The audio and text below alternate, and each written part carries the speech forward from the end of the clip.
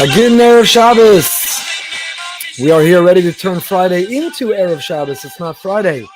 Turn Friday into Erev Shabbos is generously sponsored by Ben Yitzhak Fishman. It's Chutz V'chai Rivka Bat Sipora Fredo.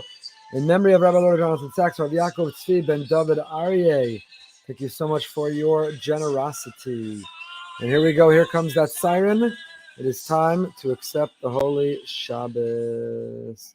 I want to share with you, this is no ordinary Shabbos. I say that every week because no Shabbos is an ordinary Shabbos. Every Shabbos is a reflection of the week that was and the week that will be. Every Shabbos is unique and distinct. Every Shabbos we are different, and what is happening in our lives is different. And therefore, even though superficially, externally, every Shabbos blends together and seems the same, it's the same Lamed Tes Malachos, same 39 categories of creative labor, it's the same Kiddush and Havdalah, the same Zmiros, the same davening. So much about Shabbos seems the same. But the most important part of Shabbos, the most important variable or factor of Shabbos, it changes each and every week, and that's us. Not only do the Parsha and the Haftorah change, not only does the calendar change and what was and what is coming up, but we change. We're different each and every week, and therefore our experience, our connection, our relationship with Shabbos is different based on what is happening in our week, what is happening in our lives, what is going on. So this Shabbos, this Holy Shabbos, is the Shabbos that precedes Shavuos. Sfaradim call it the Shabbos Hakala because if Shavuos represents Matan Torah, if we say Yom Chasun Asu Zu Matan Torah, the day of our wedding, that is Matan Torah. Hashem held the mountain over our head. Chasan and Kala, we are married to Hashem. We become betrothed. We develop this bond. We finish Hashem's sentences. Certainly He finishes ours. Then the Shabbos before is the Shabbos Kala, is the Ufraf. This is the Shabbos that we are preparing. This is the Shabbos that we have that relationship. By the way, at a wedding, how do you know who's the Chasan? Everyone's dancing, everybody's partying, everybody's jumping, everybody's bumping and bopping. How do you know who was the Chasan? Because, tzaddikim say, the one who goes home with the Kala, that was the Chasan. Do you go home on Shavuos with the Torah? If you take the Torah home with you, if you live with her, if you learn her, if you become connected and create a bond together, build a bayis neman with the Holy Torah, then you were the Chasan. Otherwise, it's unclear who you were. So this Shabbos is no ordinary Shabbos. We are not turning our Friday into a regular Shabbos. We're turning our Friday into the Shabbos of the Ufraf, the Shabbos Kala. We're getting ready to Mekabel the Torah. We're getting ready for Shavuos. This is the seventh Shabbos. We are completing Sheva Shabbosos Tamimos Tiyena. The Sfira period is presented to us in the context of counting weeks, of counting Shabboses. The Holy Son of Rebbe Zatzal, Shalom Noach Berzovsky, and Nesiva Shalom, Schus Yogan Aleinu, has an essay, Shabbos Kodem Chag Matan Torah, called the Shabbos that comes before Shavuos. It's made up of many parts. I wish we could learn it all together, but alas, we have to get ready and prepare and get excited and count not down, but count up, because we're climbing up towards Shabbos. But at least let's look at parts of it. He begins by quoting the Gemara in Shabbos, Amr Chazal, Tukuli Alma b'Shabbos nitna Torah Yisrael. According to everybody, the Torah was originally given, the year it was given on Har Sinai. What day of the week was it? Wasn't a Sunday or Monday or Tuesday or Wednesday or Thursday or Friday. The Torah was given on the Holy Shabbos. The Tanakam, according to the first opinion in the Gemara, Chal Yom Vav Sivan Shu Hashishil B'Yasam B'Shabbos. According to the first opinion, the Torah was given on the 6th of Sivan, and that's what corresponded with Shabbos. Rabbi Yossi holds, B'Zayin B'Sivan Nitne, it was the 7th of Sivan. Moshe added one day Midaito, V'Yidei Zayin Matan Torah B'Shabbos. Moshe delayed one day. Moshe sort of rescheduled one day, making it the 7th of Sivan, and that was the day of Shabbos.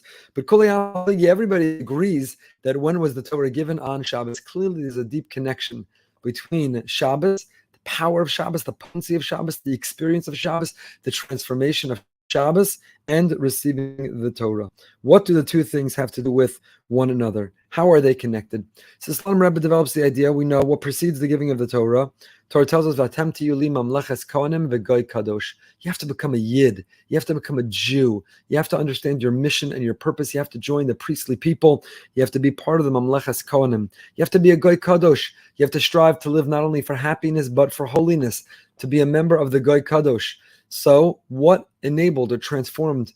What gave us that power to be a Yid, to be a Jew, to live as part of the Mamlechas Kohanim and the Goy Kadosh? How do we transform ourselves to see our mission and our purpose in this world?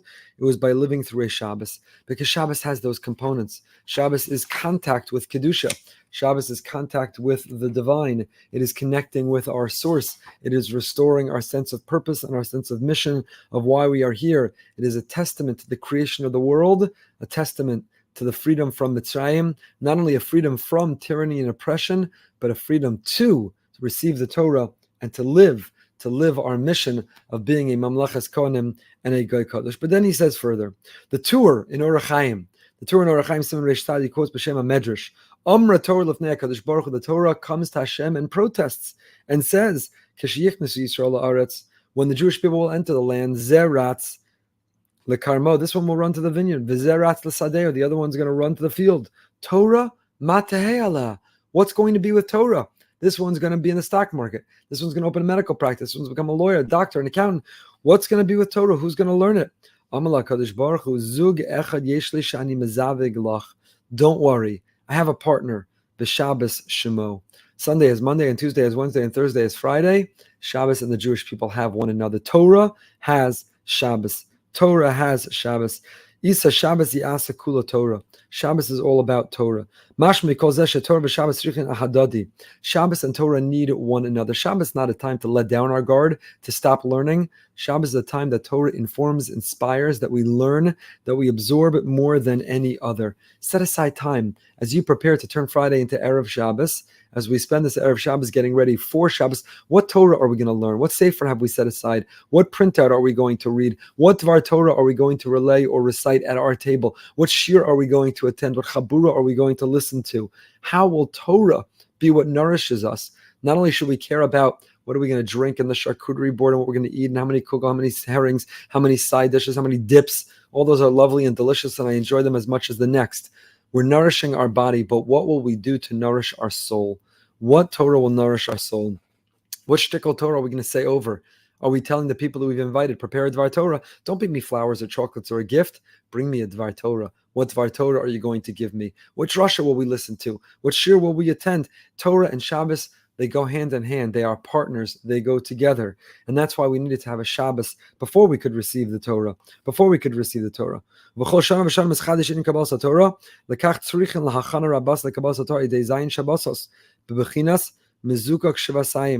why we need 7 Shabboses. Sheva Shabbosos Tamimos. Now it means in that context 7 complete weeks. We count 7 complete weeks, and then comes Shavuos, then we receive the Torah. But the Slonim are suggesting, as do many other tzaddikim, that it's not just 7 weeks, Sheva Shabbosos, it means 7 Shabboses. The power of Shabbos to impact, to transform, to repair, to redeem us. We need 7 Shabboses, then comes Shavuos. Sheva Shabbosos Tamimos Tiyena. Kamay Memorim Beis Avram, Shabbosos Iyu Tamimos. And those 7 Shabboses, they can't be Shabboses which are half-baked. They can't be Shabboses which we are casual about. They can't be Shabboses we didn't give our all. They have to be Shabboses that are what? That are Tamimos. Sheva Shabbosos Tamimos. What does it mean to be Tamim? Innocent and pure and happy and whole and complete and driven and ambitious. A Shabbos where we're not just counting down until it's over, but a Shabbos that we're leaning into, fully invested in, fully experiencing. Why the number 7? 7 weeks. Because just like a nida, just like someone impure counts 7 clean days and then she can go to the mikvah, so too count 7 clean weeks in order to purify ourselves, transform ourselves to get to that level of Sheva Shabbosos Tamimos. So Shabbos and Torah go hand in hand. And if this is our Ufra for Shabbos Kala, we're getting ready to receive the Torah together, we have to take advantage of Shabbos. And maybe the first 6 we neglected. We didn't fully nourish ourselves. It's not too late. Fill up, eat up. Make sure to imbibe as much Torah as you can. And in that way, we'll celebrate this Shabbos, but we'll get ready for the holy receiving of the Torah at Sinai together, Emir to Hashem, next Shabbos, as we will celebrate our connection to Hashem together. Have a beautiful and a holy Shabbos, a holy and a happy Shabbos. Have a fantastic Shabbos. Ay Shabbos, ay Shabbos. The neshama screaming for Shabbos. The neshama starving for Shabbos. Feed it. Feed it the delicacies and feed it the delicious Torah. Wishing everyone a holy